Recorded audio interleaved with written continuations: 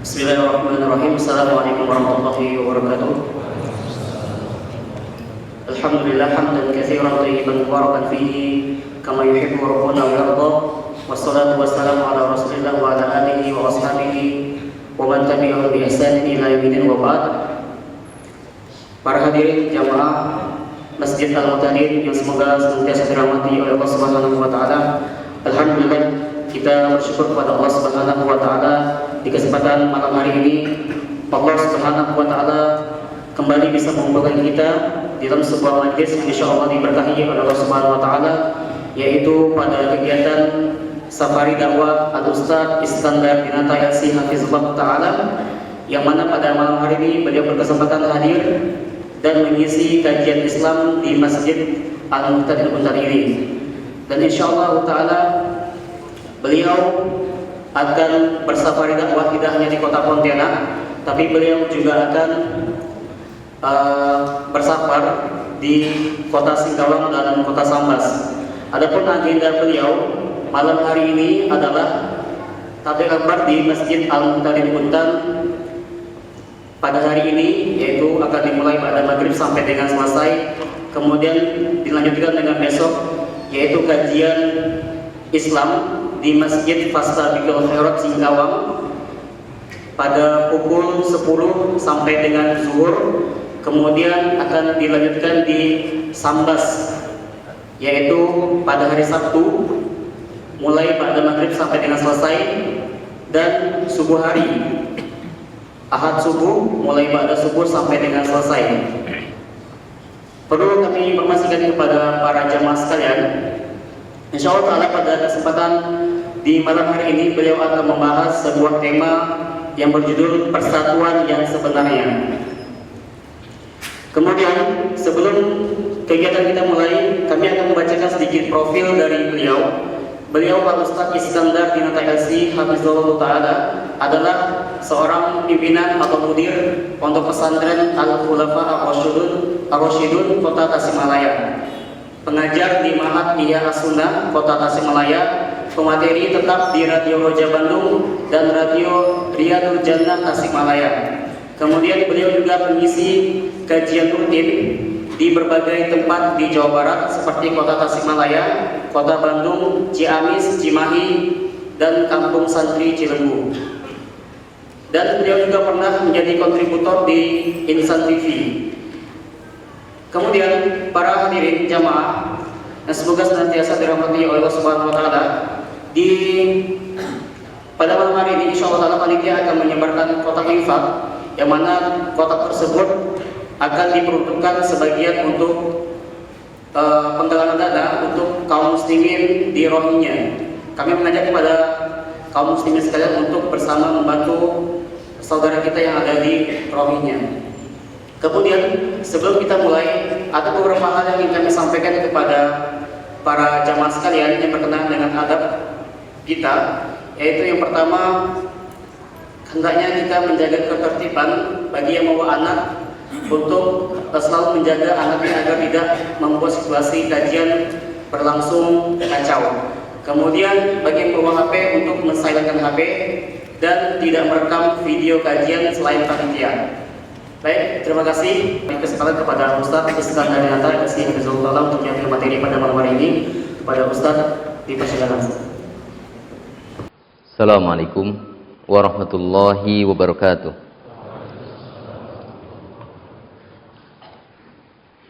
Innal hamdalillah nahmaduhu wa nasta'inuhu wa nastaghfiruh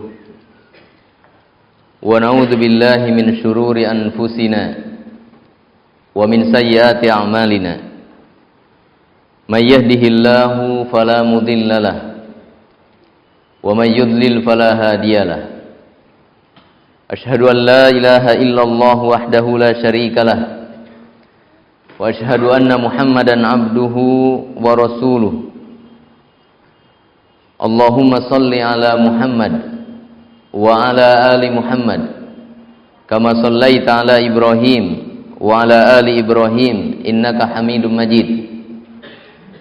Allahumma barik ala Muhammad wa ala ali Muhammad kama barakta ala Ibrahim وعلى آل إبراهيم إنك حميد مجيد يا أيها الذين آمنوا اتقوا الله حق تقاته ولا تموتن إلا وأنتم مسلمون يا أيها الناس اتقوا ربكم الذي خلقكم من نفس واحدة وخلق منها زوجها وبث منهما رجالا كثيرا ونساء واتقوا الله الذي تساءلون به والأرحام إن الله كان عليكم رقيبا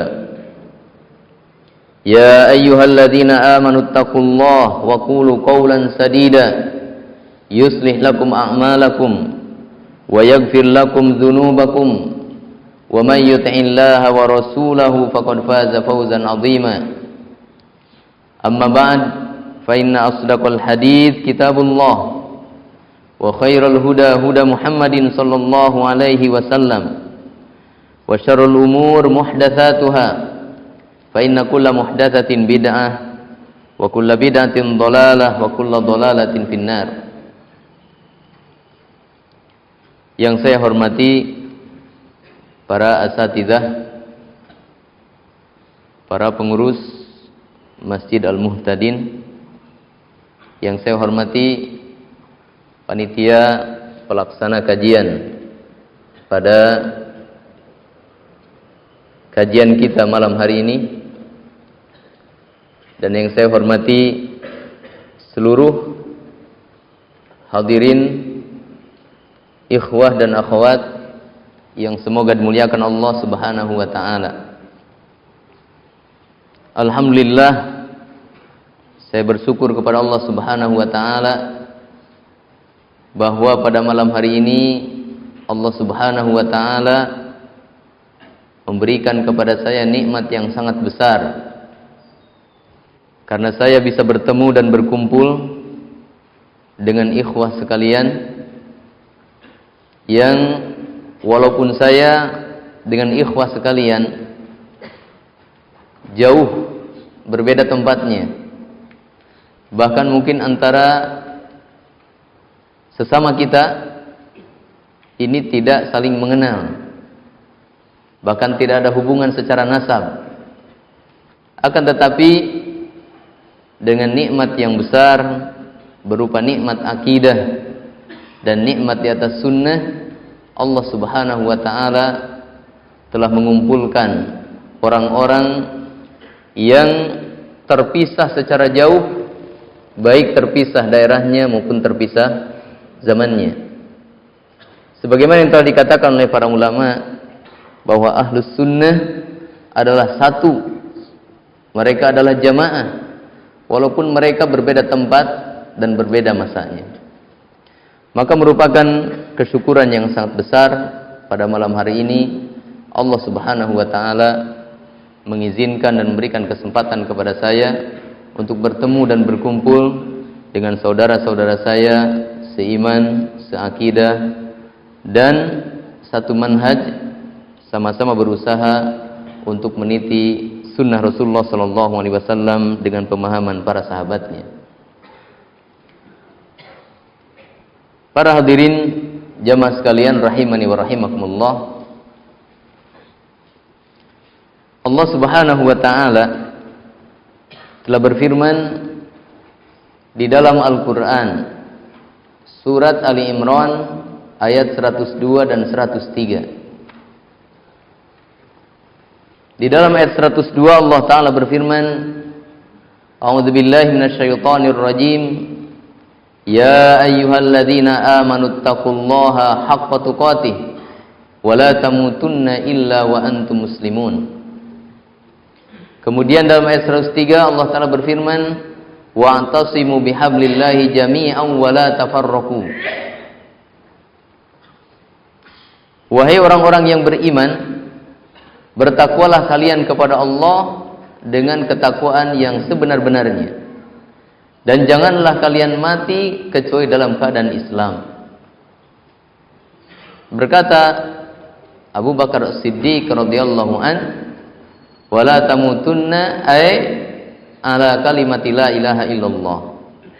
Dan janganlah kalian mati, maksudnya yaitu kecuali di atas kalimat la ilaha illallah, di atas mentauhidkan Allah Subhanahu wa taala. Maka perintah dalam ayat 102 ini adalah perintah kepada tauhid. Kewajiban kita mentauhidkan Allah Subhanahu wa taala, dan tauhid kepada Allah Subhanahu wa taala ini yang harus kita jaga sampai kematian datang menjemput kita. Sebagaimana kita mentauhidkan Allah Subhanahu wa taala dalam apa yang menjadi hak-haknya, di dalam rububiyahnya, di dalam uluhiyahnya, juga di dalam asma dan sifatnya, maka Allah Subhanahu wa taala mencintai dan menghendaki bagi kita persatuan. Oleh karena itu perintah yang datang setelah perintah mentauhidkan Allah Subhanahu wa taala dalam ayat 102, kemudian perintah yang datang dalam ayat 103 adalah wa'tasimu bihablillahi jami'an wa la tafarraqu. Dan berpegang teguhlah kalian dengan tali Allah, yaitu dengan Al-Qur'an, yaitu dengan Al-Islam, dengan sunnah Rasulullah sallallahu alaihi wasallam, jami'an, secara bersatu, secara berjamaah, wala tafarraqu, dan janganlah kalian bercerai-berai.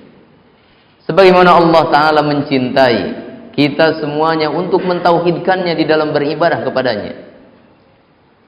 Sebagaimana Allah Subhanahu wa taala mencintai kita untuk bersatu di atas satu jalan, yaitu sunnah nabinya sallallahu alaihi wasallam, maka Allah Subhanahu wa taala mencintai kita untuk bersatu, untuk berjamaah di dalam mentauhidkan Allah dan di dalam melaksanakan sunnah Rasulullah sallallahu alaihi wasallam.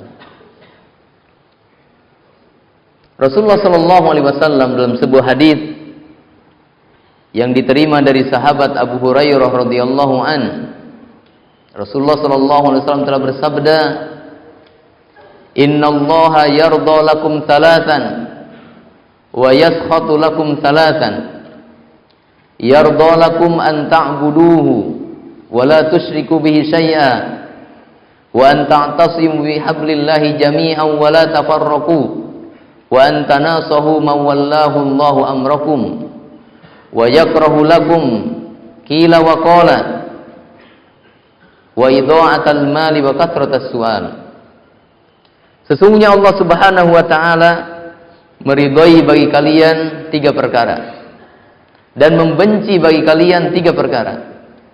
Allah taala meridhai bagi kalian supaya kalian beribadah kepadanya dan tidak menyekutukan dengan Allah sesuatu apapun. Supaya kalian berpegang teguh kepada tali Allah dengan berjamaah dan tidak bercerai-berai. Dan supaya kalian memberikan nasihat kepada orang yang Allah Ta'ala angkat menjadi penguasa atas urusan kalian. Dan Allah membenci bagi kalian 3 perkara. Allah membenci desas-desus, gosip. Allah membenci menyia-nyiakan harta. Dan Allah membenci banyak bertanya yang akan menyulitkan agama. Maka dalam hadis ini sama seperti yang disebutkan dalam Al-Quran tadi, bahwa Allah Subhanahu wa ta'ala sebagaimana meridhai bagi kita untuk mentauhidkan Allah Subhanahu wa ta'ala di dalam ibadahnya, maka Allah Subhanahu wa ta'ala juga meridhai bagi kita untuk bersatu di atas Islam ini. Maka dijelaskan oleh para ulama, di antaranya oleh Al-Imam Muhammad bin Abdul Wahhab At-Tamimi rahimahullah di dalam berbagai kitabnya, di antaranya yang paling nampak yaitu di dalam kitab Masail Jahiliyah dan di dalam kitab Al-Usulus Sittah, bahwa perintah kepada kita untuk bersatu di atas agama Islam ini, untuk berjamaah di dalam menjalankan agama Islam ini, adalah perintah yang datang setelah perintah mentauhidkan Allah Subhanahu wa taala. Jadi perintah yang paling besar setelah perintah mentauhidkan Allah Subhanahu wa taala adalah perintah untuk berjamaah di atas agama Islam ini. Ya, seandainya ada pertanyaan, lalu mana perintah untuk mengikuti sunnah Rasulullah sallallahu alaihi wasallam? Apakah mengikuti sunnah Rasulullah sallallahu alaihi wasallam ini perintah yang prioritasnya setelah berjamaah? Maka dikatakan oleh sebagian pensyarah kitab Al-Usulus Sittah bahwa perintah untuk mengikuti sunnah Rasulullah sallallahu alaihi wasallam itu sudah termasuk di dalam perintah untuk mentauhidkan Allah Subhanahu wa taala. Karena perintah untuk mengikuti sunnah Rasulullah sallallahu alaihi wasallam adalah sesuatu yang tidak bisa dilepaskan dari perintah mentauhidkannya. Sebagaimana kita di dalam mengungkapkan syahadat, maka tidak cukup syahadat seseorang asyhadu an la ilaha illallah, mesti mendatangkan syahadat yang kedua, wa asyhadu anna Muhammadar Rasulullah.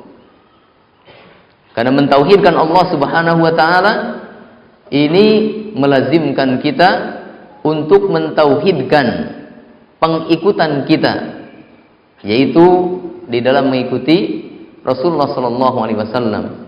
Sebagaimana dikatakan di dalam makna dua kalimat syahadat, asyhadu an la ilaha illallah, ay la ma'budu bihaqqin illallah, tidak ada yang berhak untuk diibadahi kecuali Allah, wa asyhadu anna Muhammadar Rasulullah, ay la matbu'a bihaqqin illa Rasulullah sallallahu alaihi wasallam. Tidak ada yang diikuti dengan benar seluruh perkataan dan perbuatannya kecuali Rasulullah sallallahu alaihi wasallam. Jamaah sekalian rahimani wa rahimakumullah. Demikianlah kedudukan persatuan dan berjamaah di dalam Islam ini. Adalah merupakan perintah yang sangat besar, bahkan paling besar setelah perintah mentauhidkan Allah Subhanahu wa taala, setelah perintah mengikuti sunnah Rasulullah sallallahu alaihi wasallam. Dan ini juga menjadi moto, bahkan menjadi dasar negara kita tentang pentingnya persatuan. Sehingga di dalam salah satu dasar negara kita yang disebut dengan apa? Pancasila. Sila yang ketiga adalah persatuan. Tentang persatuan. Maka ini menunjukkan tentang pentingnya persatuan. Bahkan ada semboyan di dalam bahasa kita, bersatu kita teguh, bercerai kita runtuh. Dan musuh-musuh para penjajah negara kita zaman dahulu dikenal sistem mereka untuk mengalahkan masyarakat Indonesia ini. Ada salah satu cara mereka yang paling ampuh sehingga mereka bisa menjajah bangsa kita, yaitu mencerai-berai dan memecah belah. Divide et impera. Dengan memecah belah maka musuh dapat dikuasai. Maka ini menunjukkan bagaimana pentingnya persatuan, bagaimana pentingnya kita berjamaah. Bahkan Rasulullah sallallahu alaihi wasallam telah menyebutkan di dalam berbagai hadis tentang pentingnya berjamaah ini. Bahkan di dalam salah satu hadis, ketika Rasulullah sallallahu alaihi wasallam menceritakan tentang terpecahnya kaum muslimin ini, maka beliau mengatakan, wasataftariku ummati ala 73 firqatan, dan umatku ini akan terpecah kepada 73 golongan, kulluhum finnar, semuanya akan masuk ke dalam neraka. Maka di sini menunjukkan perpecahan adalah sebab masuk ke neraka. Illa wahidah, kecuali satu saja yang akan selamat dari neraka. Lalu Rasulullah SAW mengatakan, wahumul jamaah, kelompok yang satu ini akan selamat dari neraka, yaitu mereka al-jamaah. Jadi berjamaah ini, persatuan ini merupakan sebab yang akan memasukkan kita ke dalam jannah, ke dalam surga. Dan perpecahan ini akan mengakibatkan kita masuk ke dalam neraka. Nah, inilah pentingnya kita berjamaah, pentingnya kita bersatu. Baik itu kepentingan di dunia ini maupun kepentingan di akhirat nanti. Jamaah sekalian rahimani wa rahimakumullah. Tidak ada seorang pun yang mengingkari tentang pentingnya berjamaah dan bersatu ini. Dengan alasan apapun, tidak ada yang bisa menyalahkan tentang kebenaran wajibnya persatuan. Karena baik dari sisi dalil agama maupun dari sisi kepetunjukan logika maupun dari sisi tabiat manusia, semuanya menunjukkan tentang pentingnya persatuan ini. Hanya kemudian yang menyisakan permasalahan adalah apa sesungguhnya jamaah dan persatuan. Apa sebenarnya yang dimaksudkan dengan jamaah yang diridhoi oleh Allah Subhanahu wa taala? Seperti yang disebutkan dalam hadis Nabi. Apa sesungguhnya jamaah yang perintah terhadap jamaah tersebut menempati perintah setelah perintah mentauhidkan Allah Subhanahu wa taala dan mengikuti sunnah Rasulullah sallallahu alaihi wasallam. Maka ini yang menjadi pokok permasalahan. Adapun tentang pentingnya persatuan, tentang pentingnya jamaah, maka tidak ada seorang pun yang bisa mengingkari itu semuanya. Yang menjadi permasalahan besar adalah bagaimana seseorang memahami persatuan tersebut. Bagaimana seseorang mewujudkan jamaah yang diperintahkan dan diridhoi oleh Allah Subhanahu wa taala, yang tadi menjadi jaminan kita selamat dari neraka dan kita akan bahagia dengan memasuki surga. Jamaah sekalian rahimani wa rahimakumullah, tentang makna jamaah ini para ulama rahimahumullah telah memberikan banyak pengertian kepada kita tentang apa yang dimaksud dengan persatuan atau al-jamaah ini. Kalau kita melihat kepada sisi bahasa, maka dari sisi bahasa jamaah juga memiliki beberapa makna, memiliki beberapa arti.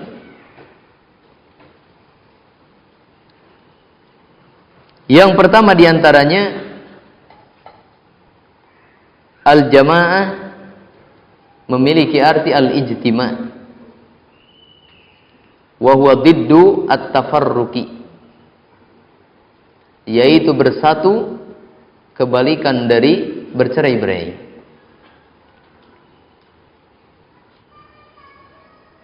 Jadi jamaah ini secara bahasa artinya adalah bersatu, kebalikan dari bercerai-berai.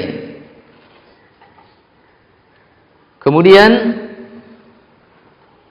di antara jamaah juga adalah jamaah minan nas. Di antara arti jamaah juga artinya adalah sekumpulan dari manusia.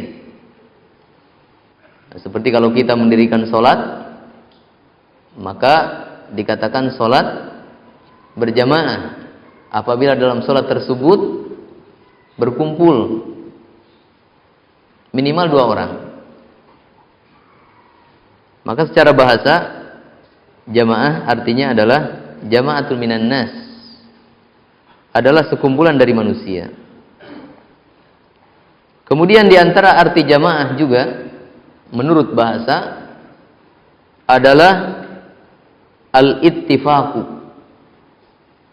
yaitu bersepakat atau kesepakatan, kebalikan dari berselisih atau bersengketa.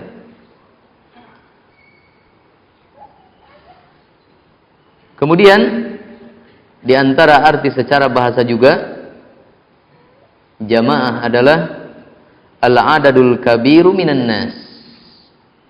Al-adadul kabiru minan nas, yaitu jumlah yang banyak dari manusia. Seperti berkumpulnya kita di masjid ini dengan jumlah yang alhamdulillah begitu banyak, maka ini kalau ada orang yang lewat di depan masjid, mereka akan menyebutnya ini adalah jamaah taklim, ini adalah jamaah kajian, karena di dalam tempat ini telah berkumpul jumlah yang banyak dari manusia. Nah, ini diantara arti jamaah secara bahasa.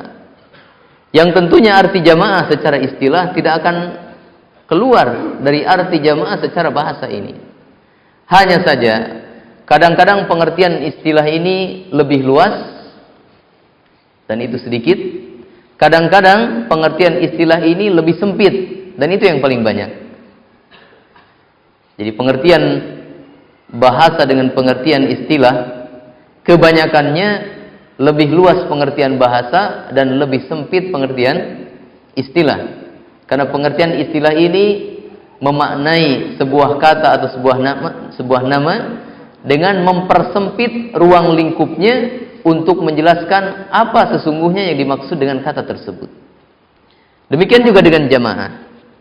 Maka apabila kita kembali kepada pengertian jamaah yang dijelaskan oleh para ulama,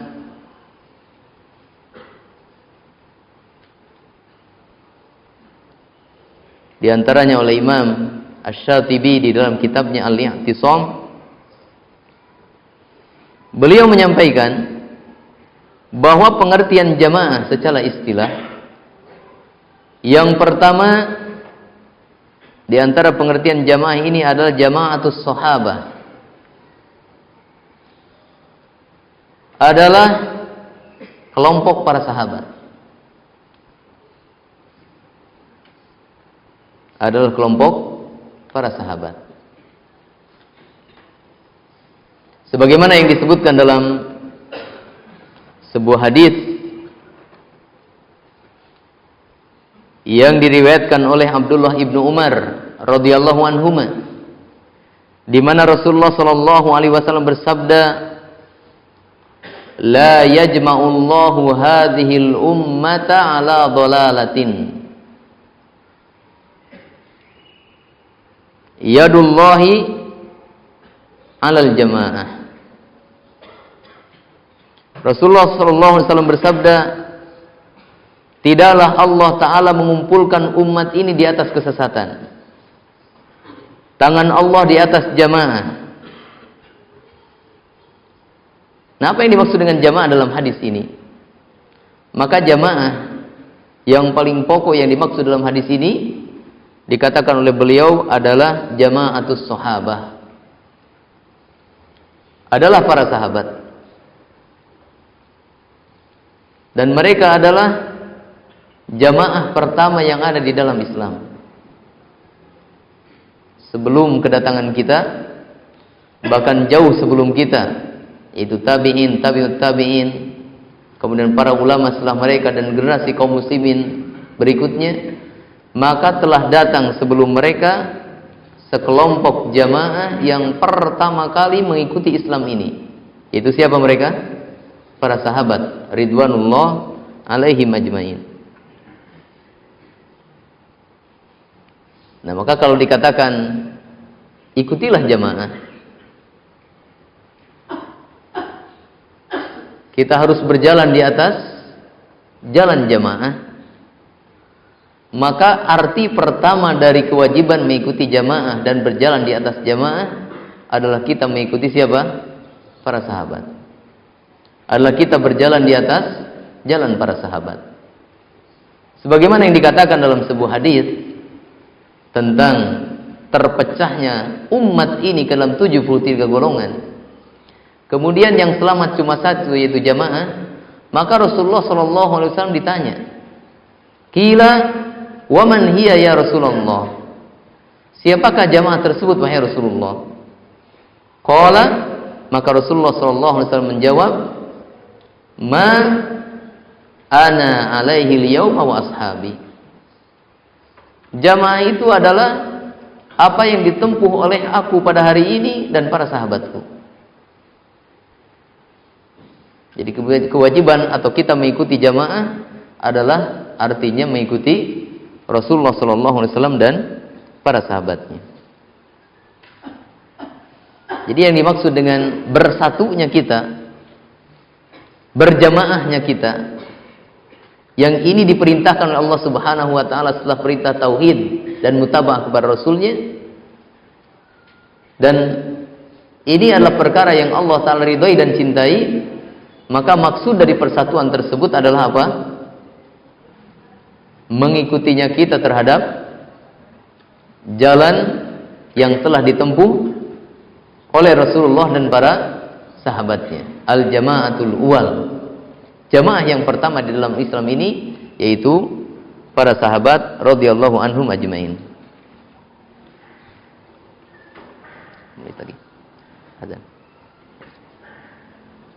Kemudian arti yang kedua dari jamaah ini adalah ahlul ilmi wa a'immatul huda al-muqtada bihim fid din wa atba'uhum wa hum al-firqatun najiyatu ahlus sunnati wal jamaah. Arti yang kedua dari jamaah ini, dari persatuan ini, adalah mereka para ulama dan para imam yang diikuti di dalam agama ini beserta para pengikutnya. Jadi makna yang kedua dari jamaah ini adalah para ulama dan para imam yang diikuti di dalam agama ini. Maka yang dimaksud dengan jamaah ini adalah mereka ahlus sunnati wal jamaah, mereka yang bersama dengan sunnah Rasul sallallahu alaihi wasallam dan bersama dengan jamaah para ulama, para imam yang diikuti di dalam agama ini.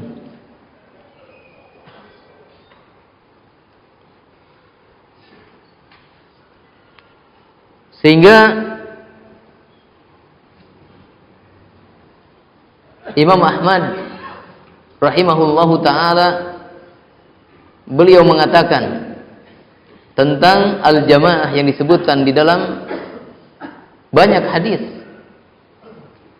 yang mereka adalah orang-orang yang akan terselamatkan dari neraka dan akan berbahagia dengan masuk surga. Beliau mengatakan illam yakunu ahlal hadithi fala adri manhum.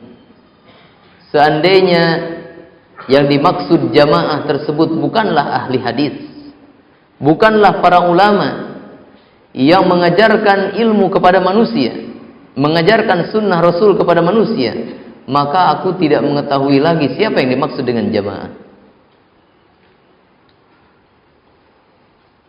Maka yang dimaksud dengan persatuan, yang dimaksud dengan jamaah yang diperintahkan oleh Allah Subhanahu wa taala, yang Allah taala ridhoi, adalah bersatunya kita dengan para ulama, mengikutinya kita terhadap petunjuk dan penjelasan yang disampaikan oleh ahli ilmu, oleh para ulama, oleh ahli hadis, yang mereka memiliki tugas sebagai penyambung lidah, sebagai pewaris Nabi yang akan menjelaskan warisan Nabi berupa ilmu agama Islam ini.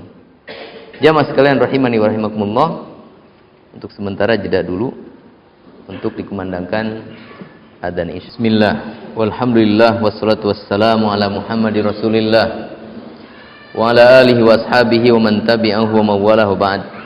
Jamaah sekalian rahimani wa rahimakumullah,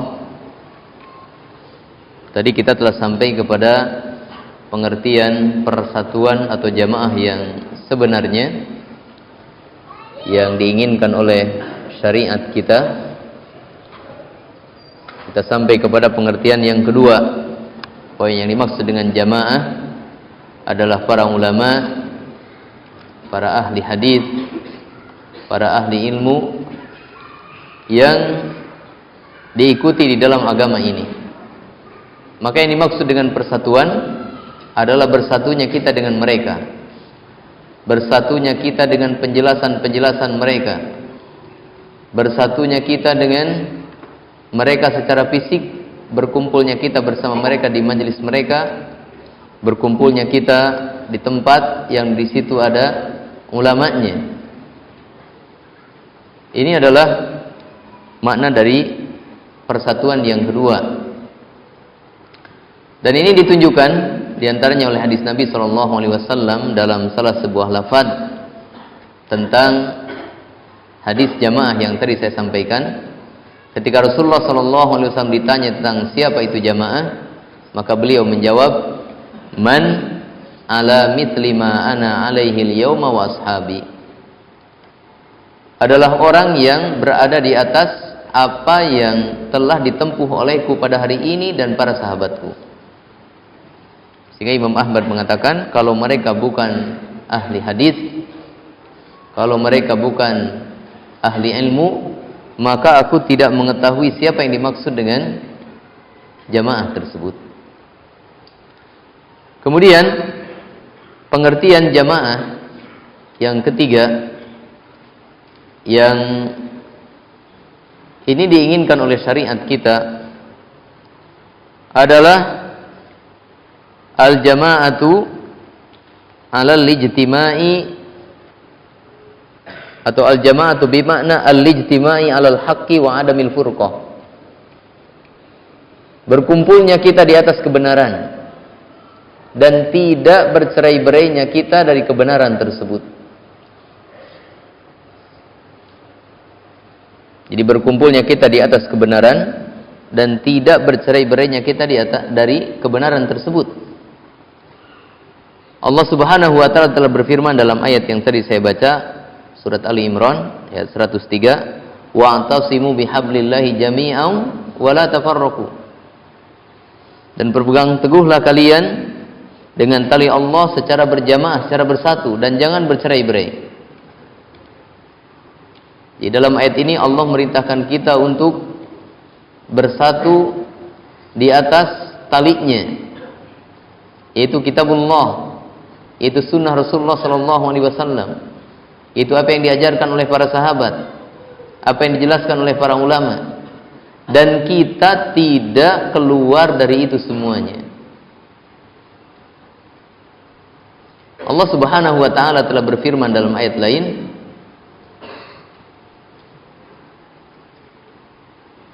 tentang kewajiban kita mengikuti satu jalan dan tidak bolehnya kita mengikuti jalan-jalan yang lain.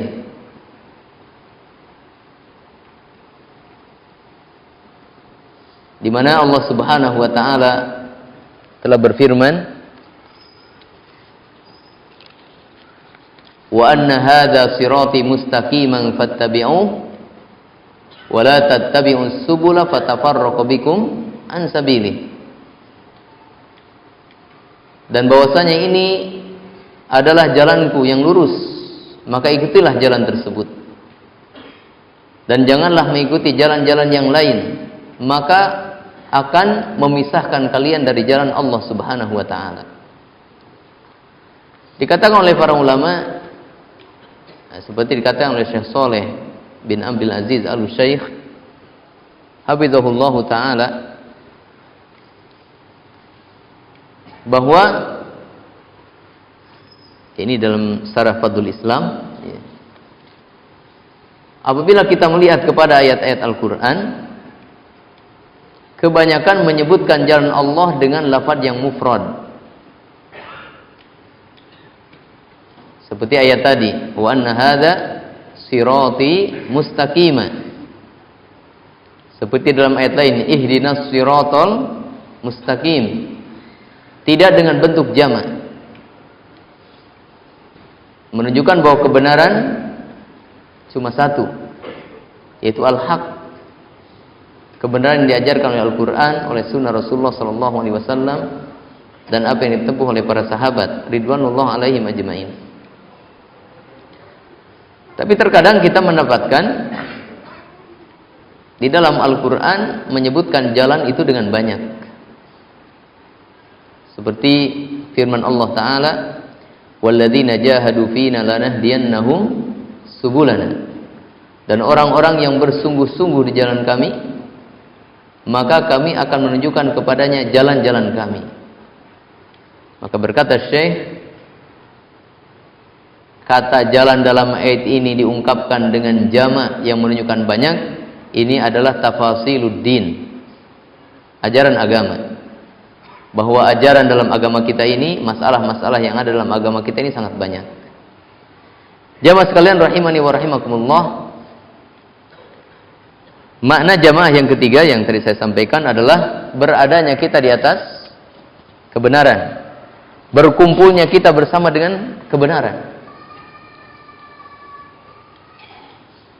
Lalu bagaimana seandainya kita berada di sebuah tempat yang mungkin di tempat itu cuma kita sendiri? Misal kita di tengah hutan, di situ kita hidup sendiri. Apakah dikatakan kita berjamaah apabila kita mengikuti kebenaran? Maka jawabannya iya. Selama kita mengikuti kebenaran, walaupun jumlah kita itu sedikit, walaupun jumlah kita ini cuma kita sendiri di tengah masyarakat, bahkan mungkin di tengah kota kita, cuma kita sendiri yang berada di atas kebenaran, maka itu pun sudah dikatakan jamaah berdasarkan makna yang ketiga ini. Jadi orang-orang yang mengikuti kebenaran, walaupun dia cuma sendirian, dia adalah orang yang mengikuti persatuan, orang yang telah menegakkan persatuan. Berkata Imam Ibnu Mas'ud radhiyallahu an, innamal jama'atu ma wafaqa ta'atallah. Dalam lafaz lain, ma wafaqal haqqa wa in kunta wahdaka. Sesungguhnya yang dimaksud dengan jamaah adalah yang sesuai dengan ketaatan kepada Allah, adalah sesuatu yang sesuai dengan kebenaran walaupun kamu sendiri. Sehingga Al-Imam Abdullah ibn Mubarak rahimahullah ketika ditanya, man humul jamaah, siapa jamaah itu wahai imam? Maka beliau menjawab, Abu Bakar wa Umar. Abu Bakar dan Umar. Faqila lahu qad mata Abu Bakrin wa Umar. Abu Bakar dan Umar sudah meninggal. Siapa yang dimaksud dengan jamaah? Maka beliau menjawab, fulan wa fulan. Disebutkan lagi kepada Abdullah ibn Mubarak, qad mata fulan wa fulan. Fulan dan fulan yang kau sebutkan sudah meninggal. Yang aku inginkan adalah jamaah yang ada sekarang ini sehingga aku bisa mengikutinya. Maka berkata Abdullah ibn Mubarak, Abu Hamzah As-Sukkari huwal jamaah. Abu Hamzah As-Sukkari, beliau adalah jamaah. Maka Al-Imam Abdullah ibn Mubarak, beliau menyebutkan seorang ulama, seorang imam yang bernama Abu Hamzah As-Sukkari adalah sebagai jamaah walaupun itu sendiri. Karena inti dari jamaah adalah ikutnya seseorang terhadap kebenaran. Dan makna ini ya ditunjukkan juga oleh lafaz lain dari hadis tentang iftirakul ummah dan jamaah yang akan mendapatkan surga, selamat dari neraka. Maka ketika Rasulullah SAW ditanya tentang siapa itu jamaah, maka lafaz lain dalam riwayat hadis tersebut mengatakan, ma ana alaihi al-yauma wa ashabi, adalah sesuatu yang aku tempuh pada hari ini dan para sahabatku. Dalam lafaz hadis yang tadi saya bacakan, orang yang berada di atas apa yang telah aku tempuh dan para sahabatku. Sementara lafaz ini mengatakan sesuatu yang telah aku tempuh pada hari ini dan para sahabatku. Maka jamaah ini diartikan dengan baik dengan orangnya maupun dengan kebenaran yang menjadi acuan pengikutan orang-orang tersebut. Kemudian arti jamaah atau persatuan yang keempat,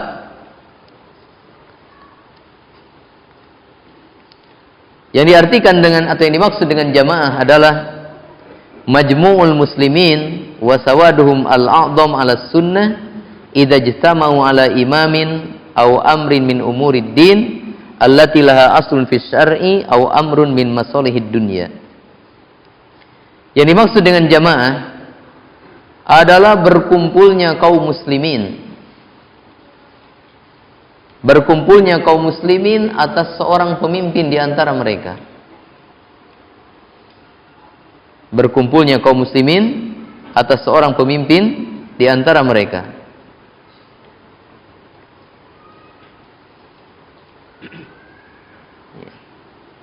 Dan sebenarnya kalau melihat kepada kitab Al-I'tisam, maka ini yang saya bacakan tadi jadi dua ya. Kita pecah menjadi dua. Jadi yang keempat adalah berkumpulnya kaum muslimin atas seorang pemimpin di antara mereka. Maka yang dimaksud dengan jamaah, ikhwan sekalian rahimani wa rahimakumullah, adalah berkumpulnya kita di dalam mentaati pemimpin kaum muslimin. Dan di dalam hal ini Allah Subhanahu wa taala telah berfirman, "Ya ayyuhalladzina amanu athi'ullaha wa athi'ur rasul wa ulil amri minkum." Wahai orang-orang yang beriman, taatilah Allah, taatilah Rasulullah dan para pemimpin di antara kalian. Sehingga Rasulullah SAW memerintahkan kepada kita untuk mentaati pemimpin kaum muslimin dalam keadaan apapun. Rasulullah SAW bersabda, "Alaikum bis-sam'i wat-tha'ah." Kalian harus mendengar dan mentaati pemimpin. Wa in darabu dhahraka wa akhadhu malaka. Walaupun pemimpin tersebut berbuat zalim kepadamu, mereka memukul punggungmu dan mereka mengambil hartamu, maka tetap dengarkan dan tetap taati mereka. Ma aqamu fikumus salat, selama pemimpin tersebut mendirikan salat di tengah-tengah kalian. Karena keberadaan pemimpin inilah yang akan menyatukan barisan kita.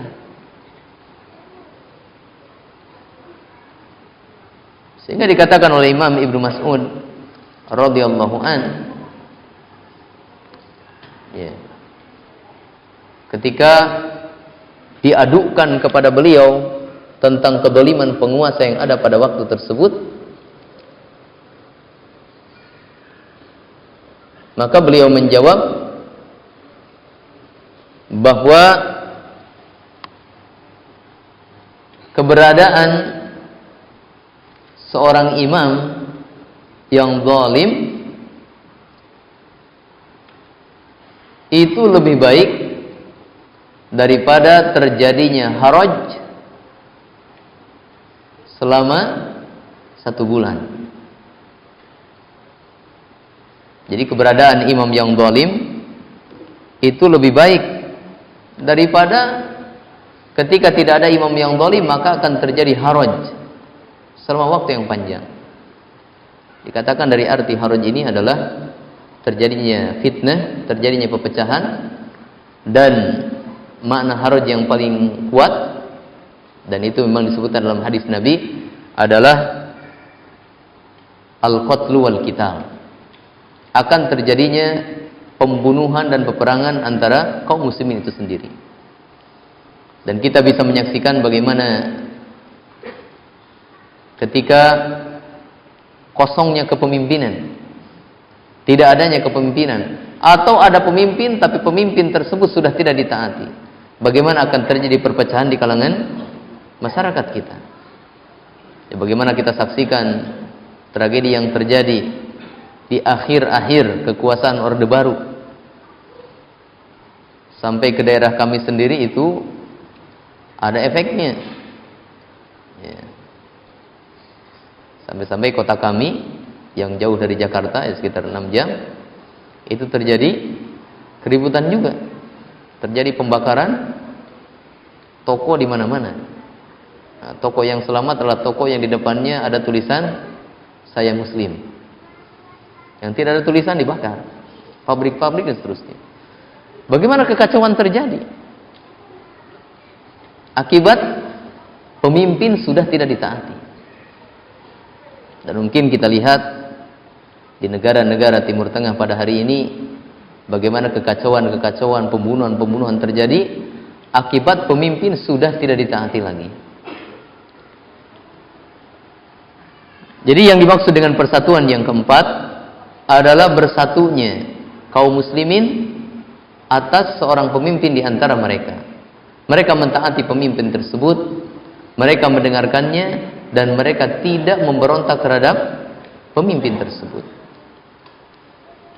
Walaupun di dalam masalah ini tentang ketaatan kita kepada pemimpin dikatakan oleh Syekh Muhammad bin Shalih Al-Utsaimin rahimahullahu taala bahwa keadaan kita bersama para pemimpin ini tidak keluar dari 3 keadaan.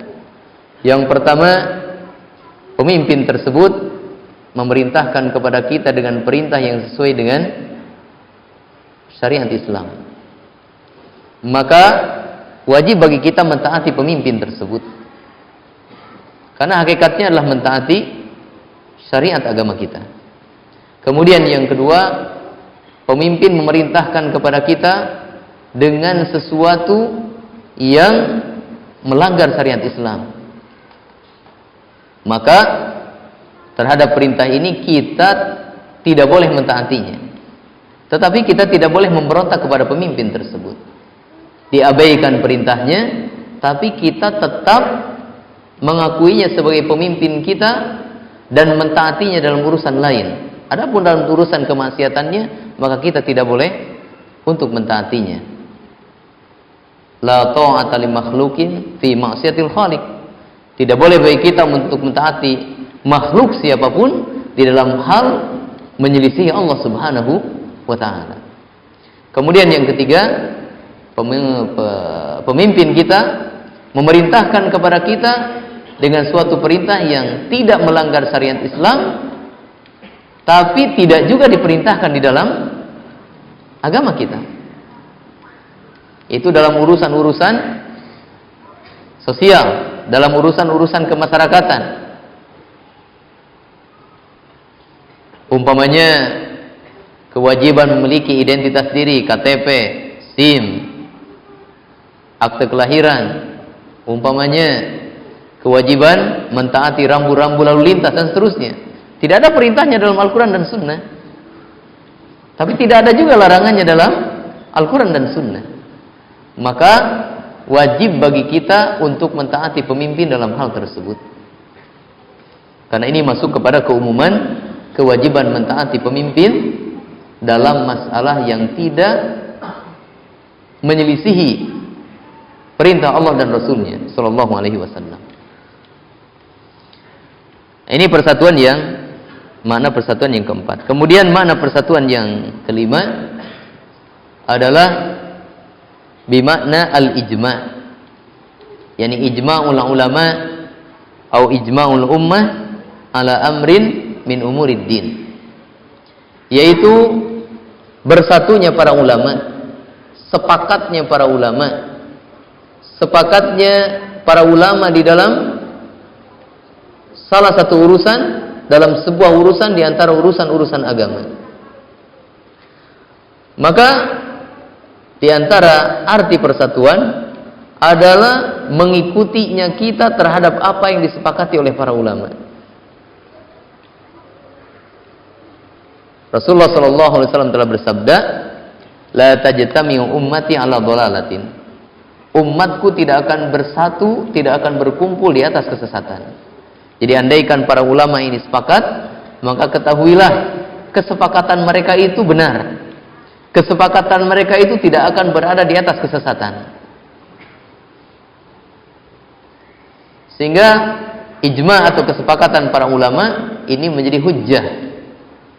Hujjah dalam agama kita, pertama adalah Al-Quran, yang kedua sunnah Rasulullah SAW, yang ketiga adalah ijma para ulama, dan yang keempat adalah qiyas yang sahih.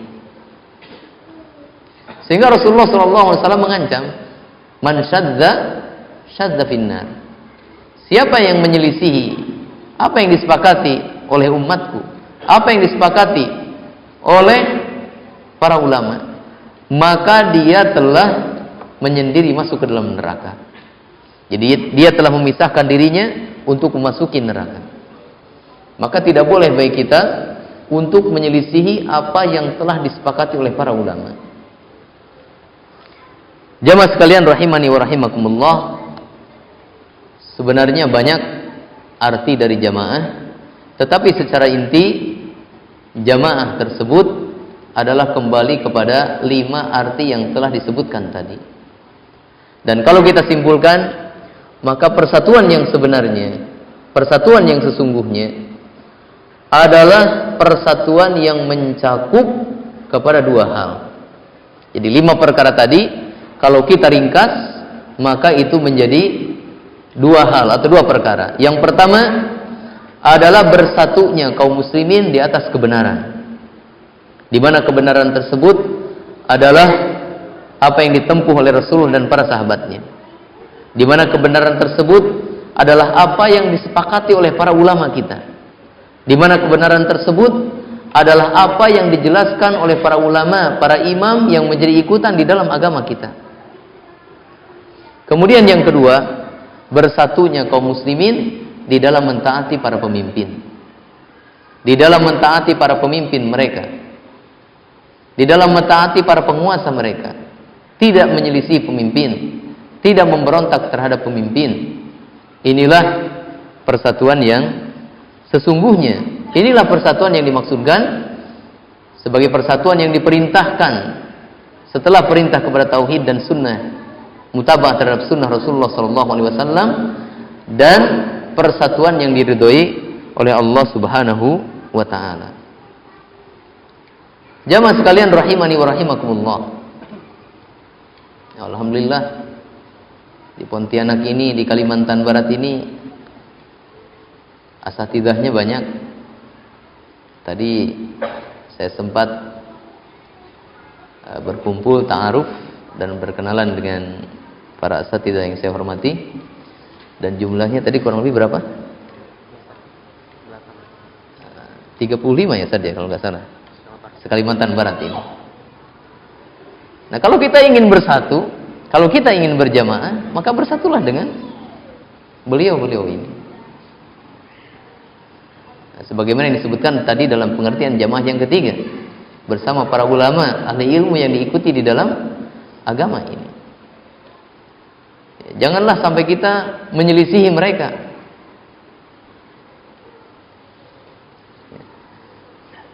Jangan sampai kita menyelisihi terhadap apa yang dijelaskan oleh para ulama kita, termasuk ulama yang ada pada hari ini, termasuk ulama yang ada di tengah-tengah kita. Selama apa yang mereka jelaskan itu berada di atas apa yang ditempuh oleh Rasulullah dan para sahabatnya, maka ikutilah. Dengan mengikuti hal tersebut, maka kita telah berjamaah. Jamaah sekalian rahimani wa rahimakumullah, timbul permasalahan. Tadi dikatakan bahwa yang namanya jamaah, yang namanya persatuan diantaranya adalah mengandung arti kesepakatan, baik secara bahasa maupun secara istilah. Di dalam istilah tadi arti yang keempat, arti yang kelima adalah bersepakatnya kaum muslimin atau para ulama di atas sebuah urusan di antara urusan agama ini. Nah, apakah ini berarti bahwa bersatunya kita tidak boleh terjadi perselisihan? Kalau ada perbedaan dan perselisihan, apakah ini artinya bahwa kita sudah tidak bersatu? Di dalam menghadapi masalah seperti ini, kaum muslimin terbagi kepada 3 kelompok. Kelompok yang pertama adalah kelompok yang bersifat gulu atau berlebihan di dalam menyikapi perbedaan, di mana mereka membesar-besarkan perbedaan, di mana mereka seolah-olah berbangga-bangga dengan perbedaan yang ada. Sampai-sampai mereka mengatakan bahwa mereka berdalil dengan sebuah hadis, ikhtilafu ummati rahmatun. perselisihan antara umatku ini adalah sebuah rahmat. Dan ini adalah bukan hadis. Ini bukan perkataan Nabi. Ini bukan wahyu. Sesungguhnya hadis yang datang dari Nabi SAW dalam beberapa riwayat, al-jama'atu rahmatun wal furqatu adabun. Jamaah adalah rahmat dan bercerai-berai atau bersengketa itu adalah azab. Jadi pendapat yang pertama ini yang membesar-besarkan masalah perbedaan, berbangga-bangga dengan perbedaan, bahkan memiliki semboyan untuk menampilkan perbedaan. Ini adalah kelompok yang gulu, kelompok yang berlebihan di dalam masalah ini.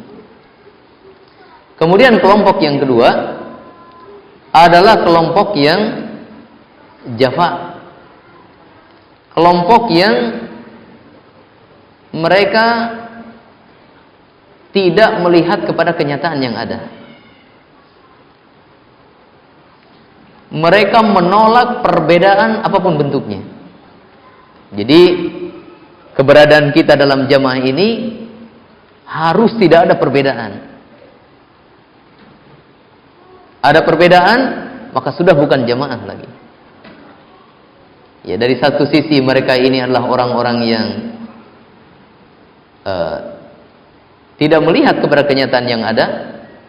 Dari sisi lain mereka juga adalah orang-orang yang berlebihan dalam menyikapi adanya perbedaan di antara jamaah ini. Sehingga ya tidak sedikit dari mereka kemudian mengeluarkan orang yang ada perbedaan dengan mereka dari jamaahnya. Nah, orang ini sudah bukan jamaah kita karena dia berbeda dengan kita. Kemudian kelompok yang ketiga, ini adalah kelompok yang al-wasat, kelompok pertengahan. Bahwa berjamaah adalah seperti yang tadi diartikan, bersatunya kita di atas kebenaran. Tetapi bersatunya kita di atas kebenaran ini tidak meniadakan adanya perbedaan. Jadi tetap moto kita adalah bersatu. Sekuat tenaga kita bersatu. Sekuat tenaga kita meniadakan perbedaan di antara kita. Tetapi seandainya ada perbedaan, maka itu adalah sesuatu yang nyata. Dan itu telah terjadi sejak zaman sahabat dahulu. Tadi telah disampaikan bahwa jamaah dalam pengertian yang pertama, dan itu adalah jamaah bihaq, adalah para sahabat. Tetapi walaupun para sahabat ini adalah berjamaah, mereka bersatu di dalam mengikuti Rasulullah SAW, perbedaan di antara mereka itu tidak bisa dihindarkan. Tidak bisa dihindarkan. Kemudian juga di antara para ulama. Oleh karena itu, kita mendapatkan beberapa perbedaan baik di kalangan para sahabat maupun di kalangan para ulama. Baik itu di dalam masalah ilmiah atau dalam masalah akidah, dan itu kuantitasnya adalah sangat sedikit. Ya. Jadi perbedaan para ulama di dalam masalah ilmiah, di dalam masalah akidah, itu terjadi antara mereka, walaupun itu kejadiannya adalah sedikit. Karena kebanyakan urusan ilmiah, kebanyakan urusan akidah, itu adalah hal-hal yang disepakati. Biasanya perbedaan dalam masalah ini adalah perbedaan dalam rinciannya, tafasilnya. Umpamanya, para ulama sepakat, ijma ahlus sunnah wal jamaah tentang keberadaan telaga kelak di hari akhir. Ini adalah hal yang disepakati. Maka persatuan kita menuntut kepada kita untuk meyakini tentang keberadaan telaga tersebut. Sebab ini adalah sesuatu yang disepakati oleh para ulama. Tetapi kemudian terjadi perbedaan pendapat antara para ulama. Apakah telaga itu jumlahnya banyak masing-masing nabi dan rasul memiliki telaga sendiri, ataukah telaga tersebut cuma satu, yaitu telaga Nabi Muhammad SAW. Ini adalah hal yang terjadi perbedaan pendapat antara mereka. Dan adanya perbedaan pendapat ini tidak kemudian ulama yang mengatakan telaga cuma satu, kemudian mereka mengeluarkan, pokoknya yang berpendapat masing-masing nabi punya telaga, keluar, sudah bukan jamaah lagi. Tidak. Kemudian perbedaan pendapat antara mereka dalam masalah amaliyah, itu di dalam masalah praktek ibadah, dalam praktek muamalah. Dan ini yang sangat banyak terjadi perbedaan antara para ulama. Yang sebenarnya ini ingin saya sampaikan dalam khutbah Jumat tadi, tapi qadarullah wa masya'a fa'al, saya tidak sempat untuk menghadiri salat Jumat di tempat ini. Berbicara tentang perbedaan pendapat antara para ulama, sejak para sahabat sampai ulama kita hari ini, di dalam masalah amaliyah, di dalam masalah yang berkaitan dengan amal ibadah kita, dalam masalah yang berkaitan dengan muamalah antara kita dengan sama kita, ini sangat banyak. Sampai kita mengenal ada berapa madhab di kalangan ahlu sunnah, yang masyhurnya 4, tetapi sungguhnya madhab sangat banyak. Tidak ada yang tahu berapa jumlah madhab tersebut. Ada madhab Hanafiyah, ada madhab Malikiyah, ada madhab Syafi'iyah, ada madhab Hanabilah, di mana dalam sebuah permasalahan bisa terjadi 4 madhab ini beda pendapatnya.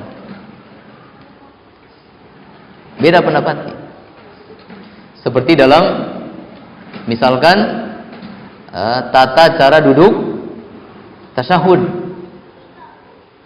Menurut madhab Hanafiyah, duduk tasyahud itu iftiras semuanya. Menurut madhab Malikiyah, duduk tasyahud itu tawarruk semuanya. Menurut madhab Syafi'iyah, duduk tasyahud itu kalau tasyahud pertama iftiras, kalau tasyahud akhir tawarruk. Baik dalam solat yang tasyahudnya ada 2 seperti zuhur dan asar, maupun dalam solat yang tasyahudnya cuma 1 seperti solat apa? Subuh.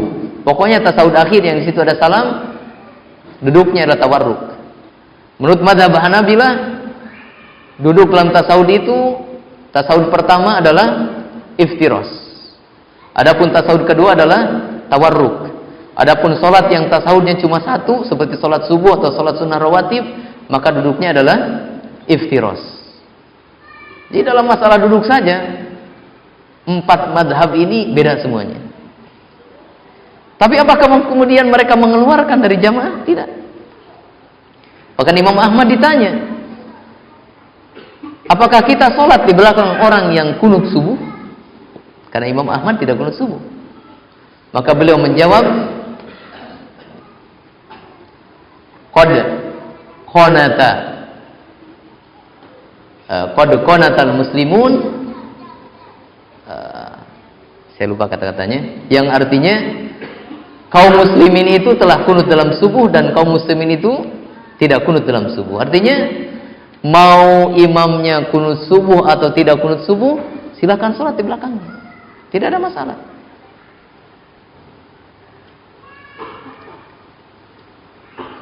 Kemudian perbedaan pendapat di dalam masalah-masalah muamalah, di dalam masalah-masalah sikap kita di dalam menghadapi orang lain. Maka ini adanya perbedaan tersebut tidak kemudian menjadikan kita tidak berjamaah. Ya. Tetapi yang dimaksud dengan perbedaan tersebut, jamaah sekalian rahimani wa rahimakumullah, adalah perbedaan yang tetap dalam ruang lingkup mengikuti kebenaran, mengikuti dalil. Jadi perbedaan tersebut adalah perbedaan yang masih dalam bingkai dalil. Itu ijtihad. Ijtihad terhadap dalil. Sehingga Rasulullah SAW mengatakan, idza ijtahadal hakimu fa asaba falahu ajran wa idza ijtahadal hakimu fa akhta'a falahu ajrun wahid.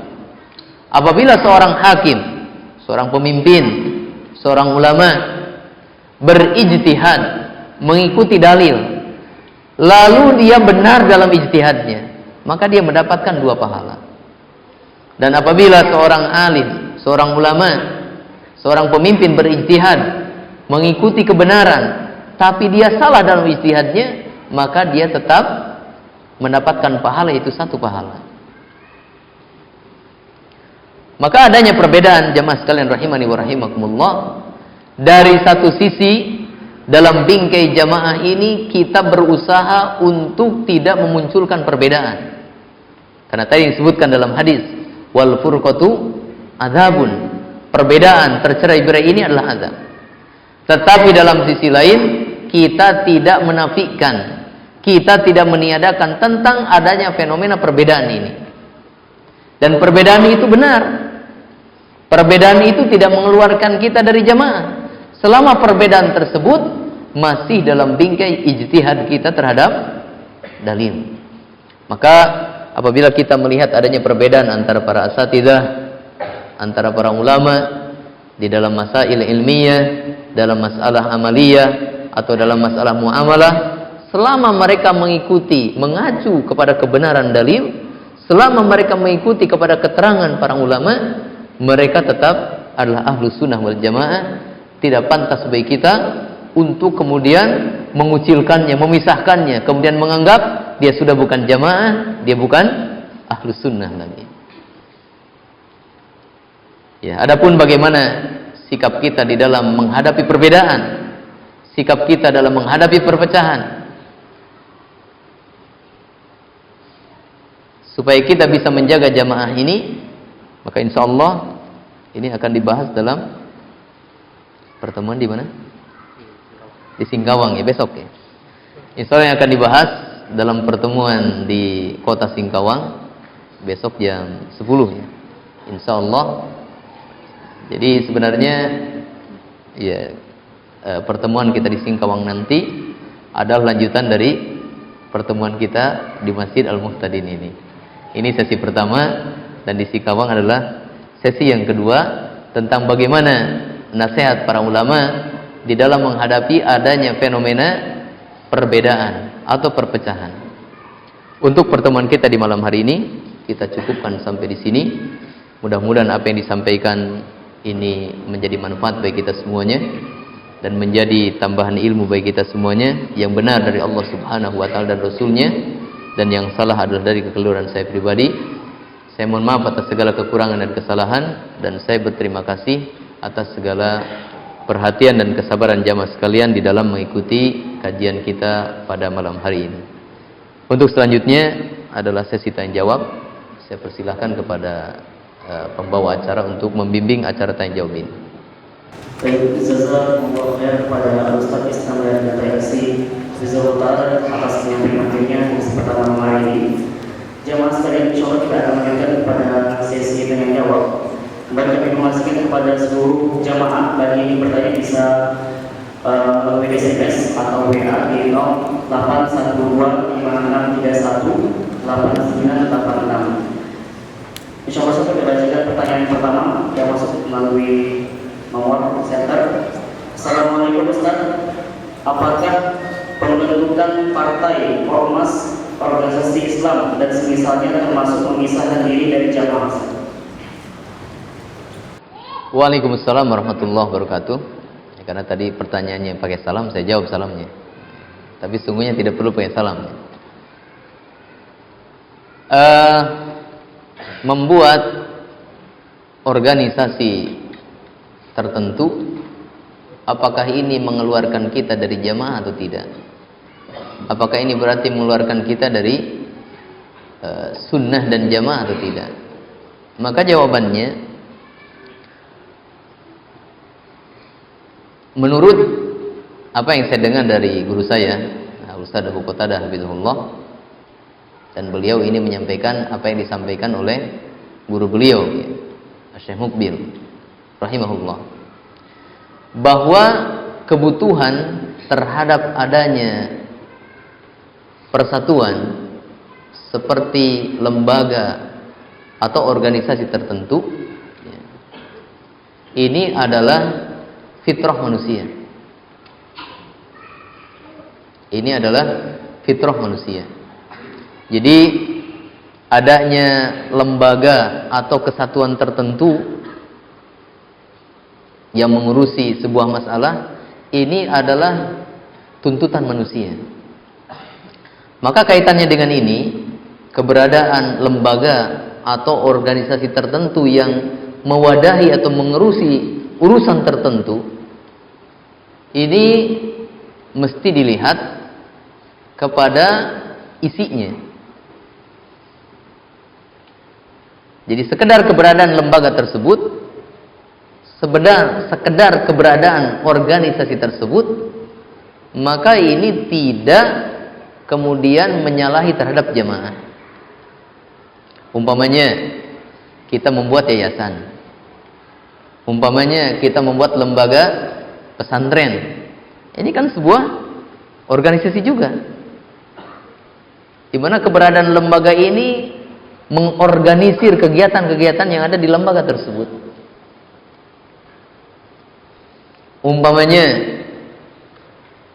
antara para asatidzah misal ini kemudian mengorganisir kegiatan mereka. Ada yang bertugas untuk menyusunkan jadwal, ada yang bertugas untuk menyusunkan atau mengatur perjalanan, ada yang bertugas untuk mengatur acara. Umpamanya dalam kegiatan kita pada malam hari ini, ada yang bertugas mengatur acara, ada yang bertugas penjemputan dan sebagainya. Ini juga merupakan sebuah organisasi yang mengorganisir sebuah kegiatan tertentu. Maka keberadaan ini tidak kemudian mengeluarkan kita dari jamaah, karena ini merupakan sesuatu yang dibutuhkan. Seperti Rasulullah SAW mengangkat mengangkat mereka yang menjadi kepanitiaan zakat, yang kemudian disuruh Rasulullah untuk mengambil zakat ke tempat fulan, disuruh Rasulullah kemudian untuk mendistribusikan zakat tersebut, menjaga zakat tersebut. Maka keberadaan ini tidak menyelisih jamaah.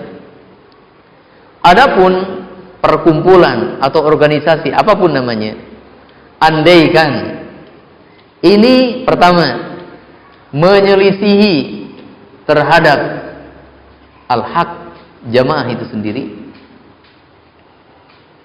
Yang kedua, yang dikatakan oleh Syekh Albani rahimahullah, menyelisih jamaatul menyelisih pemerintah, penguasa, jadi sehingga seolah-olah ada penguasa, ada dua penguasa, maka ini yang tidak boleh. Ini yang keluar dari jamaah. Umpamanya kita membuat sebuah organisasi di mana anggota organisasi ini terikat dengan apa yang menjadi faham organisasi tersebut. Pokoknya organisasi kita pahamnya kalau sholat harus begini, kalau saum harus begini,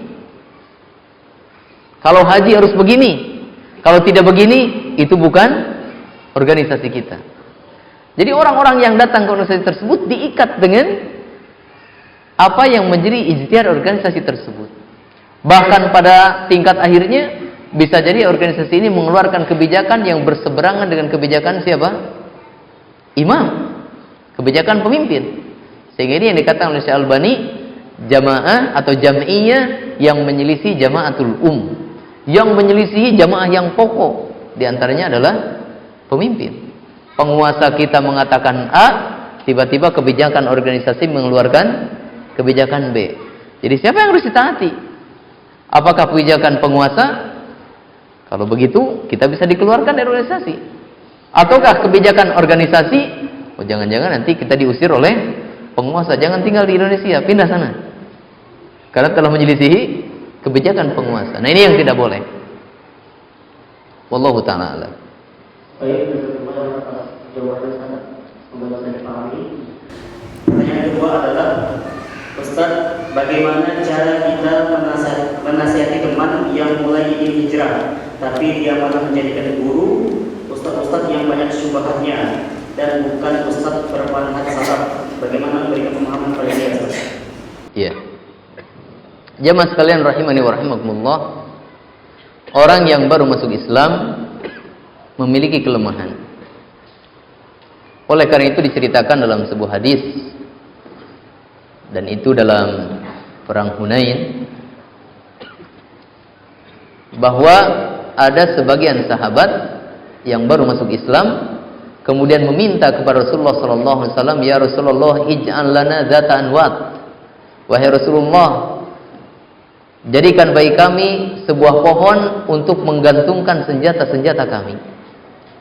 Maka mendengar itu Rasulullah sallallahu alaihi wasallam bertasbih dan lafaz lain bertakbir. Subhanallah, Allahu akbar.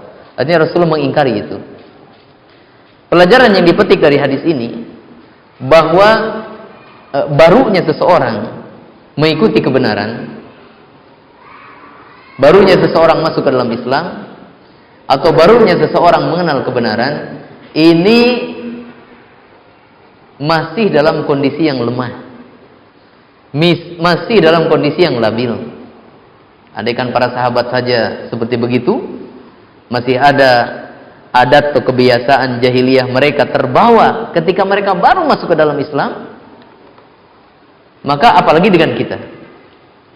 Tetapi fenomena ini bukan berarti dibiarkan begitu saja. Rasulullah menegurnya, Rasulullah meluruskannya. Apa yang kalian minta seperti apa yang diminta oleh Bani Israel kepada Nabi Musa alaihissalam ketika mereka menyeberangi lautan dari kejaran Fir'aun, kemudian mereka mendarat di negeri Syam, didapatkan penduduk negeri Syam, mereka menyembah kepada Allah melalui sebuah patung. Lalu Bani Israel meminta kepada Nabi Musa untuk dibuatkan patung sebagaimana dia beribadah. Ya, Rasulullah mengingkari permintaan sahabat yang baru masuk Islam ini, karena itu adalah kebiasaan jahiliyah.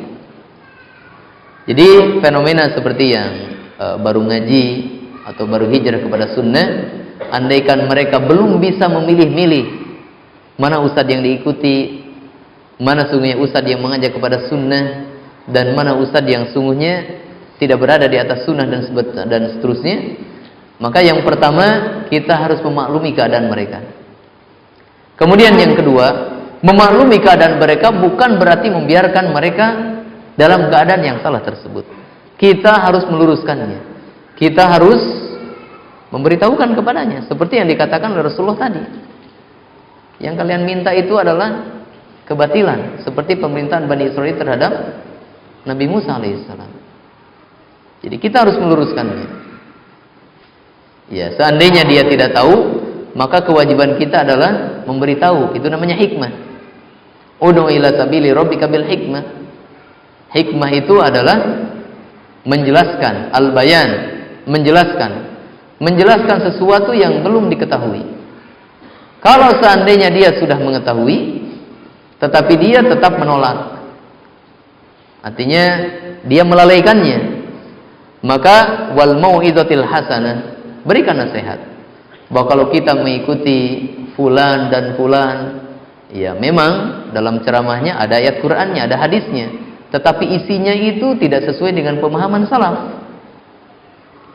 Maka ingatkan dia. Itu namanya mau'izah hasanah, targhib dan tarhib, bahwa kalau kita mengikuti si fulan tersebut, nanti kita akan salah di dalam memahami agama ini. Rasulullah SAW telah bersabda, ar-rajulu ala dini khalilihi, seseorang itu akan mengikuti agama orang yang dicintainya, orang yang diikutinya. Falyanzur ahadukum amman yukhalil, maka seseorang harus melihat siapa yang dia cintai, siapa yang dia temani, siapa orang yang jadi ikutan dia dalam agama.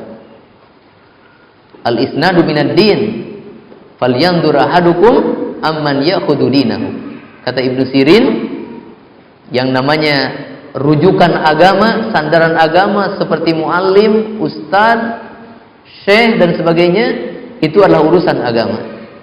Maka hendaklah salah seorang di antara kalian melihat dari siapa dia mengambil agamanya, karena itu akan mempengaruhi benar dan salahnya pemahaman kita. Kalau seandainya dia mendebat, padahal dia masih awam, dia mendebat, maka tempuhlah cara yang ketiga, wajadilhum billati hiya ahsan. Itu perdebatan yang baik. Wallahu taala alam. Siapakah yang dimaksud dengan pemimpin Ustaz? Karena ada sebagian kaum muslimin mereka membayar salah seorang di antara mereka untuk dijadikan imam atau pemimpin bagi mereka. Apakah ini juga termasuk pemimpin yang harus kita taati, Ustaz? Ya. Jamaah sekalian rahimani wa rahimakumullah. Asal dari wa ulil amri minkum, asal dari arti wa ulil amri minkum dan para pemimpin di antara kalian, al-imamul a'dham, yaitu pemimpin yang paling besar, yaitu penguasa kaum muslimin. Penguasa kaum muslimin. Kalau dulu penguasa kaum muslimin adalah khalifah untuk seluruh kaum muslimin, sekarang penguasa kaum muslimin adalah al-umara fi aqtarihim, adalah para pemimpin, para penguasa yang ada di negeri-negeri mereka. Jadi tidak dimaksudkan dengan pemimpin yang disebutkan dalam ayat tadi adalah pemimpin organisasi, pemimpin kelompok-kelompok tertentu, tidak dimaksudkan dengan itu. Maka ketaatan kita kepada pemimpin lembaga itu berbeda dengan ketaatan kita kepada pemimpin yang paling besar, yaitu siapa? Penguasa kita. Ya, ketaatan kita kepada pemimpin lembaga adalah ketaatan yang terbatas dalam ruang lingkup yang menjadi perjanjian kita dengannya. Mengamalkan hadis Nabi al-muslimuna ala syurutihim, bahwa orang-orang Islam itu menepati syarat dan perjanjian yang disepakati antara mereka. Tetapi ketaatan kita kepada al-imamul a'dham, penguasa, ya kalau di negeri kita adalah presiden kita, itu adalah ketaatan yang tanpa perjanjian, walaupun sesungguhnya kita harus membaiat pemimpin kita. Artinya siapapun pemimpin yang diangkat untuk kita, apakah kita menyukainya atau tidak menyukainya, apakah dalam keadaan senang bagi kita atau dalam keadaan susah, kita tetap harus mentaatinya. Jadi yang dimaksud dengan pemimpin dalam ayat tersebut adalah para penguasa, bukan pemimpin-pemimpin yang itu dalam sekup yang kecil seperti lembaga dan seterusnya. Nah, wallahu a'lam. Baik, barakallahu fikum. Saudara, kita akan baca lagi pertanyaan yang masuk. Bismillah, Ustaz, bagaimana cara menanggapi orang yang menuduh dakwah sunnah atau dakwah salaf sebagai pemecah belah persatuan umat Islam? Ya. Jamaah sekalian rahimani wa rahimakumullah. Orang yang mendakwahkan sunnah, orang yang mendakwahkan jamaah adalah orang yang ingin mengembalikan kita kepada persatuan. Adalah orang yang ingin menyelamatkan kita dari kecelakaan, dari kebinasaan. Tetapi sunnatullah, bahwa wa kadzalika ja'alna likulli nabiyyin aduwan, dan demikianlah kami telah menjadikan untuk setiap nabi musuh. Nabi dan rasul diutus oleh Allah Subhanahu wa taala adalah membawa rahmat. Wa ma arsalnaka illa rahmatan lil alamin. Dan tidaklah kami mengutusmu kecuali menjadi rahmat untuk semesta alam. Tetapi kebanyakan manusia malah memusuhinya. Ketika Nabi datang kepada penduduk Makkah mendakwahkan tauhid, mendakwahkan Islam, maka mereka mengatakan, apakah engkau ingin memisahkan kami dari nenek moyang kami? Apakah engkau ingin kami meninggalkan apa yang menjadi kebiasaan nenek moyang kami? Artinya, apakah kedatangan engkau ini ingin memecah belah antara kami? Sampai-sampai di antara mereka mengatakan, bahwa Nabi dan Rasul yang datang kepada mereka tidak diikuti kecuali oleh orang-orang yang lemah akalnya. Wa mattaba'ahum illa aradiluna, tidak mengikuti mereka kecuali orang-orang yang lemah di antara kami. Dan seterusnya. Sebagian mereka dikatakan majnun. Sebagian mereka dikatakan, bahkan Rasul kita dikatakan kahin, sahir, dukun, penyihir, orang gila dan seterusnya. Jamaah sekalian rahimani wa rahimakumullah, mendakwahkan sunnah adalah mendakwahkan kita supaya kita berjamaah, supaya kita bersatu, karena itulah persatuan yang sungguhnya. Adapun perkataan-perkataan yang mengatakan memecah belah dan sebagainya, maka tidaklah datang perkataan tersebut kecuali dari orang-orang yang tidak menyukai sunnah, kecuali dari orang-orang yang tidak menyukai jamaah, kecuali dari orang-orang yang salah di dalam memaknai sunnah dan jamaah. Maka bagi kita tidak usah berkecil hati, tidak usah kemudian menimbulkan reaksi yang berlebihan atau emosional yang tidak pada porsinya, karena sungguhnya para nabi kita, terutama nabi kita yang terakhir, para nabi sallallahu alaihim dan nabi kita yang terakhir Nabi Muhammad sallallahu alaihi wasallam, mereka telah mengalami hal tersebut sehingga Allah taala perintahkan kepada mereka dan kepada nabi kita sallallahu alaihi wasallam, fasbir kama sabaru ulul azmi, bersabarlah kamu sebagaimana telah bersabarnya ulul azmi di antara para nabi dan rasul tersebut. Nah, wallahu a'lam. Atas jawabannya. Kemudian pertanyaan selanjutnya, Ustaz, bukankah mematuhi peraturan lalu lintas juga termasuk mentaati pemimpin, misalkan menggunakan helm, membawa SIM, KTP dan lain sebagainya ketika kita berkendaraan bermotor? Pertanyaannya adalah, saya biasa pergi ke masjid menggunakan motor tapi tidak membawa SIM, tidak memakai helm, lalu apakah saya termasuk tidak mentaati pemimpin, Ustaz? Atau apakah saya berdosa? Syukran jazakallahu khairan, Ustaz. Iya. Untuk menjawab pertanyaan ini, ya saya butuh konsultasi dulu dengan Bapak Polisi yang mengerti peraturan ini. Karena yang kita ketahui, untuk wilayah tertentu perlengkapan tersebut tidak dituntut. Misalkan saya dari rumah ke masjid, jaraknya cuma 5 meter. Apakah diharuskan oleh peraturan bawa helm, bawa SIM dan sebagainya kalau saya naik motor? Atau dari rumah bapak saya ke masjid, sebelum saya tinggal dekat masjid, itu jaraknya kurang lebih 300 meter, dan kalau jalan kaki ya cukup lama karena saya ditunggu jamaah untuk jadi imam sholat. Terus saya bawa motor, apakah masuk peraturan dalam jangkauan segitu, dalam wilayah segitu harus bawa SIM pakai helm ataukah tidak? Ini saya butuh konsultasi dulu.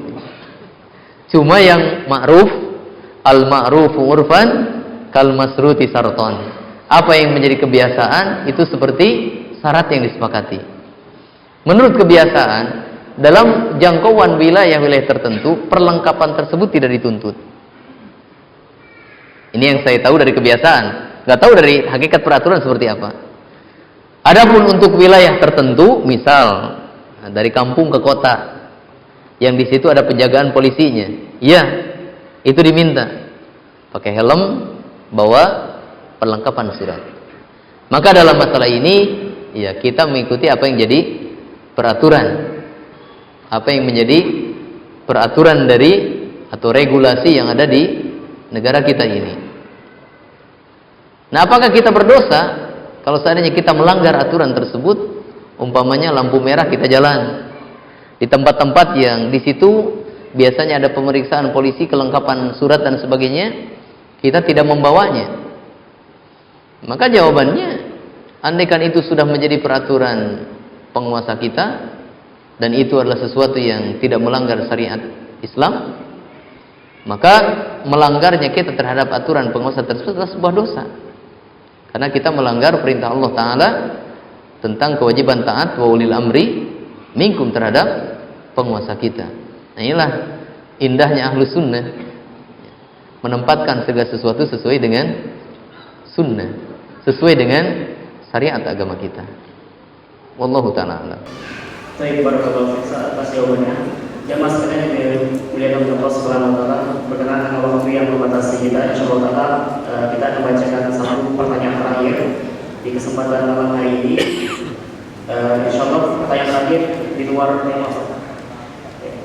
Ustaz, apa hukum duduk bersender dengan salah satu tangan saja? Ya, hukum bersender dengan salah satu tangan atau dua tangan? Satu tangan. Ke belakang begini. Ya. Saya membaca hadisnya belum, tapi saya mendengarkan penjelasannya bahwa ada larangan dari Nabi SAW untuk kaifiyah seperti itu, yaitu kita bersender dengan tangan ke belakang begini. Itu ada larangannya dari Nabi SAW. Tapi saya belum membaca hadisnya. Saya hanya menukil dari salah seorang ustadz yang mengisi di radio di tempat kami, ya, dan itu sedang dalam pembahasan syarah Riyadhus Shalihin. Tapi saya belum membaca secara langsung hadisnya, cuma mendengar. Ya, nanti bisa ditanyakan lagi kepada asatidzah yang ada di sini. Cuma yang saya dengar dalam penjelasan tersebut ada larangan dari Nabi SAW untuk bersender dengan tangan ke belakang. Wallahu a'lam. Baik, jazakallahu khairan warahmatullahi wabarakatuh kepada Ustaz Iskandar Al-Yazid dan Jazakallah yang hadir pada kesempatan malam ini. Insyaallah kita cukupkan pembahasan di malam hari ini. Kami ucapkan terima kasih sebesar-besarnya kepada DKI Pengurus Masjid Al-Muqtadi Kota Pontianak, kepada seluruh asatidzah Kota Pontianak yang telah hadir pada kesempatan malam hari ini, kepada para jamaah sekalian yang jauh-jauh datang dan menyempatkan waktu, baik ikhwan maupun akhwat, para panitia yang telah bekerja keras mensukseskan kegiatan ini, pihak-pihak yang membantu mensukseskan kegiatan ini yang tidak bisa kami sebutkan satu persatu. Semoga apa yang kita laksanakan pada malam ini memberikan manfaat kepada kita semua dan dapat menambah ilmuwan agama kita, dan semoga Allah Subhanahu wa taala mengumpulkan kita di surga itulah. Amin ya rabbal alamin. Kita akhiri dengan menutup tabarruk majelis. Subhanallah wa bihamdihi, asyhadu an la ilaha illa anta, astaghfiruka wa atubu ilaik. Wassalamualaikum warahmatullahi wabarakatuh.